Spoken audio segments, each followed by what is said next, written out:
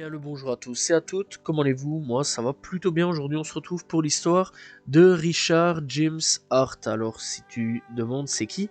C'est assez simple, à l'époque, avant de s'appeler Richard James Hart, il s'appelait James Vincenzo Capone et il est l'un des frères de Al Capone. Alors il faut savoir que Al Capone a d'autres frères, donc en tout et pour tout, eh bien, il y a Al Capone, il y a donc James Vincenzo Capone qui a changé en Richard James Hart et il y a Ralph Capone et Frank Capone au total. Bref, clairement aujourd'hui on se retrouve pour l'histoire d'un personnage assez atypique puisque il était l'un des tireurs d'élite italo-américains assez connus, agent donc d'interdiction, qui a été remarqué pour son style assez cow-boy.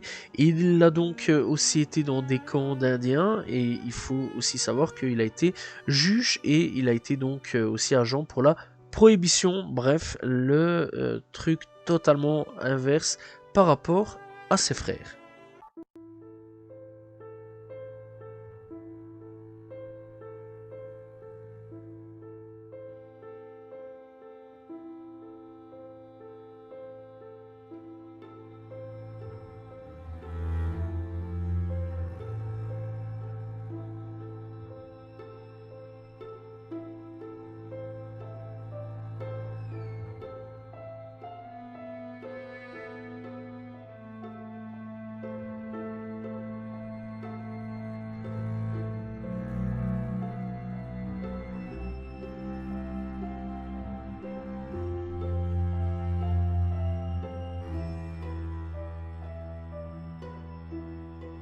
James Vincenzo Capone ou Richard James Hart, eh bien, il est né en 1892 à Angri dans la province de Salerne en Italie. Il a été le premier des 9 enfants de Gabriel Capone, un barbier, et Teresa Reola, une couturière, en 1895.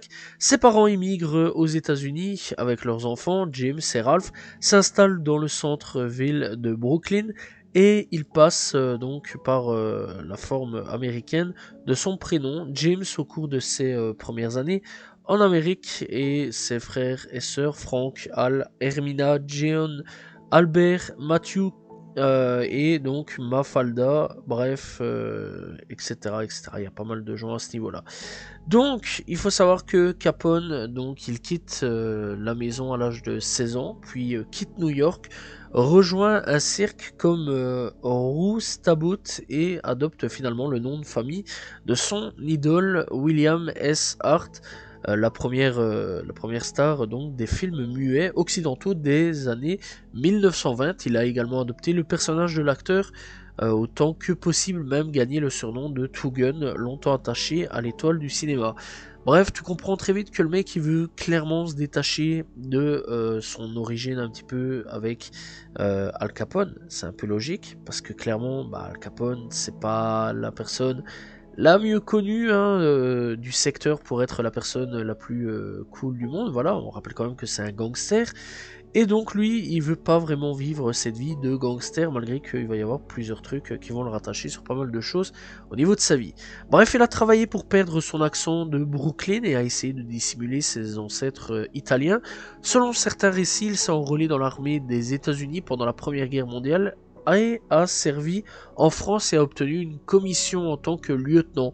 D'autres sources disent qu'il a prétendu avoir servi en France pendant la guerre, mais a été beaucoup plus tard donc expulsé de son organisation locale de vétérans de la Légion américaine après avoir été constaté que le département de l'armée n'avait aucune trace de son service de guerre. Après la guerre, donc, Capone change légalement de nom en Richard James Hart. Il épouse Kathleen Rich en 1919 et ils ont eu 4 enfants, donc voilà, 4 fils, Richard William, Sherman et Harry Hart, et il est devenu agent d'interdiction fédérale en se rendant chez lui à Homer, dans le Nebraska, à la suite d'une série de raids réussis contre les bootleggers. Il a gagné le surnom de Two Gun Hart. Bref, en 1926, Hart devient un agent spécial des bureaux des affaires indiennes, et il est affecté à la réserve indienne de Cheyenne dans le Dakota du Sud. Là, il avait autrefois le devoir de protéger le président Calvin Coolidge et sa famille lors de leur visite aux Black Hills. Il a ensuite été transféré à la réserve indienne de Spokane à Washington et il a été crédité de l'arrestation d'au moins 20 tueurs recherchés alors qu'il se trouvait dans cette région, en plus de poursuivre donc les brise-papiers indiens et les chasseurs, et de chasser les lunes et de détruire leur alambic.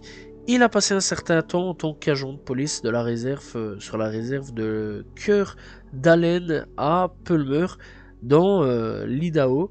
Bref, il a appris que la vie de ses frères et sœurs était dans la criminalité via les journaux lorsque leurs exploits sont devenus des nouvelles nationales.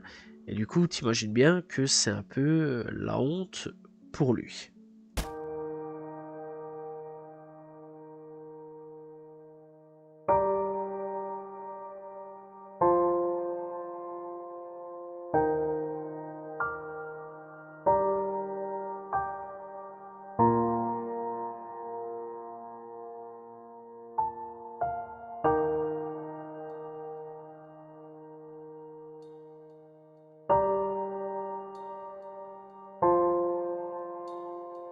Capone, il va vivre sa petite vie tranquille de donc policier dans les réserves indiennes.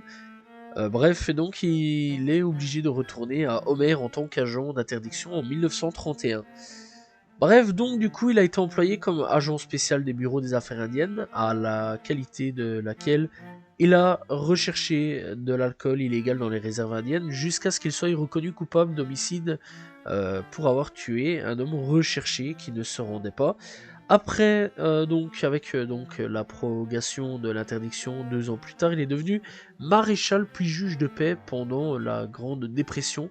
Il a été démis de ses fonctions de maréchal et de justice de paix après après avoir pris en train de voler à l'étalage d'une épicerie et a également été renvoyé de la Légion américaine quand un dossier de son service militaire n'a pas été trouvé. Puisqu'on rappelle donc qu'il disait qu'il avait été dans l'armée, qu'il avait été en France, mais finalement on apprend que c'est pas trop vrai. Bref, le mec, clairement, il a un peu ça dans le sang, hein, de faire des trucs un peu de dinguerie comme ses frangins. Donc du coup, à la fin des années 30, Art demande de l'aide à son frère Ralph. Art, Ralph et Hal ont eu une réunion au domicile de Ralph quand Hal a été libéré de prison en 1939. Ralph Capone a été jugé pour évasion fiscale en 1951 et Art a témoigné au cours du procès, révélant son identité de James Vincenzo Capone, provoquant une sensation de journal, bien que son identité ait déjà été révélée lors de visites familiales des décennies auparavant. Hart a été cité à comparaître devant le grand jury à Chicago. À ce moment-là, il souffrait de diabète et marchait avec une canne. Peu de temps après avoir témoigné, il est mort à Homer, dans le Nebraska, en 1952, d'une crise cardiaque à l'âge de 60 ans. Bref, alors de ce qu'on sait de lui dans la culture populaire, eh bien, la vie de la carrière donc, de Hart a été fictionnée dans le film télévisé de 1990 dans le TNT de Lost, Capone, dans lequel il est interprété par Adrian Pasdar plutôt. Et en 2017, Hart a été dramatisé dans le drame télévisé de science-fiction Timeless dans le 15e épisode Public Enemy numéro 1. Art est enrôlé par le protagoniste pour aider à vaincre Capone dans l'épisode Art est dépeint comme vivant à Chicago. Art a été donc interprété par Maiter Zickel. Bref, c'est donc l'un des frères que l'on sait un peu le moins de choses sur lui. C'est un mec qui a été fortement discret à ce niveau-là. On sait aussi donc qu'il est retourné à Homer en tant qu'agent de prohibition en 1931 avec son abrogation. Donc voilà, il est devenu juge de paix, il est mort donc en 1952 d'une crise cardiaque. Le mec en fait a été plus que droit dans ses bottes sur pas mal de choses. Bon, mis à part qu'il s'est fait un peu péter sur tous les sens à ce niveau-là, puisque il a volé dans une épicerie, on a découvert que c'était pas un soldat de guerre, etc. etc.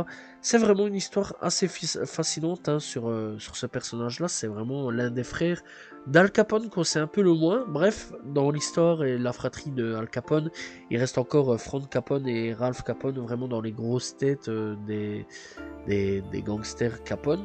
Voilà, que dire de plus? Et un jour, bah, j'en parlerai. Ça, c'est clair, net et précis à ce niveau-là.